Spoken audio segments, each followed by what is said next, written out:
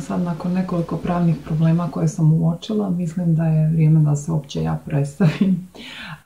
Mogli ste vidjeti moje ime i prezime na YouTube kanalu, to sam objavila i na Facebook stranici svoje vlastitoj, tako da nije nikakva tajna da sam ja Božena Mutić.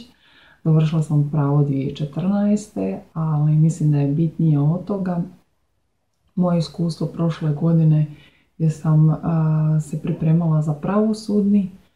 Praktički čitavu godinu jer znam da ne mogu učiti na pamet pa sam se nadala da će mi to pomoći.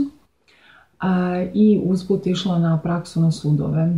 I to iskustvo me duboko pogodilo jer sam kao odlučila biti sudac i onda kad sam to vidjela sam jednostavno znala da ako tako se nastavi taj oblik posla da bi ja vjerojatno ispalila. Tako da sam zaključila da pametnije ne, ali ne želim odustati od prava. Čak i ako se profesionalno time ne budem bavila, želim izreći ono što smatram da nije dobro i mislim da je prvenstvena zadaća svakoga od nas da se borimo, da to se ispravi. A ne da se na kraju složimo s tim, ok, to je takav sustav i mi moramo na to pristati. Ne moramo ni na šta. Da citiram svog ćaću ponovo, mora se pišati, srat i umrit. Tako da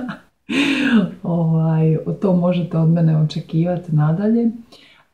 Neću vas maltretirati u nedogled. Imam 10-ak tema vjerojatno koje me zanimaju i ako vi nemate nikakvih drugih prijedloga nakon što olakšam svoju dušu, ja ću prestati snimanjem ovih videa. I nadam se da će nekome pomoći, možda u budućnosti kada se ja time više ni ne budem bavila. Ali uglavnom mislim da imam šta reći i da to i drugi ljudi vidjela sam, ali možda nemaju hrabrost ili misle da se tome ne može pomoći. Ja i dalje mislim da može. Ako sam u krivu vi me ispravite, to jest život će me ispraviti, ali rađe ću ja ovako živjeti dok mogu. Lipše je. Pozdrav!